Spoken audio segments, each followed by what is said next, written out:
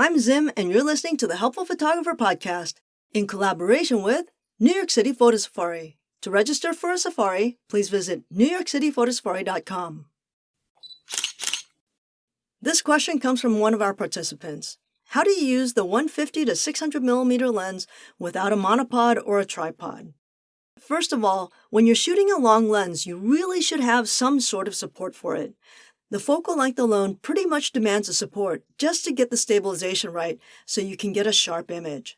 The other issue is the weight. These lenses are so heavy that in a short period of time, your hands will be rather tired, making it difficult to stabilize the equipment. But the question is, how can you shoot these lenses without a formal support? To be honest, my experience with the 150 to 600 millimeter lens only started this year when I took a group to Mexico to photograph flamingos. And when I found out that there were opportunities to photograph gazelles and wild horses on my recent trip to Kazakhstan a couple of weeks ago, I actually bought one of these lenses. My fantasy was to shoot wild horses and herds of gazelles, which I actually never saw.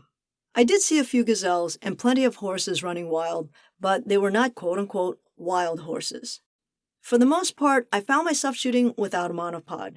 Instead, I used the edge of my car window or the car's side mirror. If I was outside the car, I used the hood or the back corner of the car to lean the lens against. This gave me a lot of stability. In other words, find something to lean your equipment against. Having said this, there were plenty of images, probably more than half, where I freehanded it. So what do I do to stabilize myself? First of all, I find that I exhale before I fire, and just before I press the shutter button, I stop breathing. It's just something that's happened over the years, and this is my habit, regardless of the lens. Whether or not this is actually a good idea and offers me stability is to be debated. It's just what I do. Another thing I do is I rotate the tripod collar upwards so it's out of my way. I know that some people like to use that to hold on to, but it doesn't seem to help me at all and seems to get in the way. Again, this is personal preference. Another way to get stability is to kneel and to put your left elbow on your left knee. This will help a lot.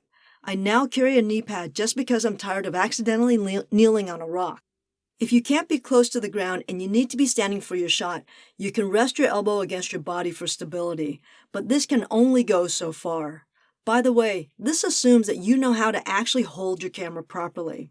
By properly, I mean your left palm should be facing up and your thumb should be to the left side of the lens and not the bottom of the lens. This is regardless of whether you're shooting a vertical or horizontal. I find that many people get this wrong and it creates a lot of instability. When you get to a lens this big, you need as much stability as you can get. As far as your settings are concerned, shooting at faster shutter speeds may also help as well. Remember, at a minimum, your shutter speed should be 1 over your focal length. If you don't find that this is enough for a sharp image, keep speeding up your shutter speed until it's sharp. If you're shooting an aperture priority or program, your camera will know where your focal length is and set your shutter speed properly. However, if you're shooting a third-party lens, you may find that the camera may struggle to keep up as you zoom in and out. I found this to be true with the Sigma. Also, if you find that the base calculation of 1 over your focal length is not enough shutter speed, then you can set your automatic minimum shutter speed a bit faster. What am I talking about? If you go into your minimum shutter speed setting in your menu, you'll find 2 options. The first is the ability to set a minimum static shutter speed. In other words, no matter what, the camera will never go below whatever it is you set.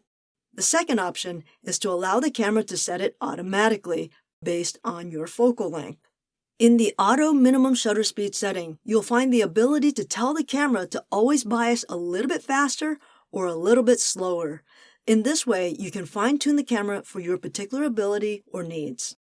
However, this option is not available in most consumer-rated models. If you listened to episode 47, you would have learned that I prefer not to own third-party lenses. Although I stand by my statement, I did just mention that I bought the Sigma 150 to 600 millimeter lens for this past trip. I did this mostly due to budget. The other reason was size. I wanted the 600 millimeters, but not the weight of a faster lens. The key reason I normally advise against a third-party lens, especially over 100 millimeters, is that they tend to be a little bit sluggish to find focus.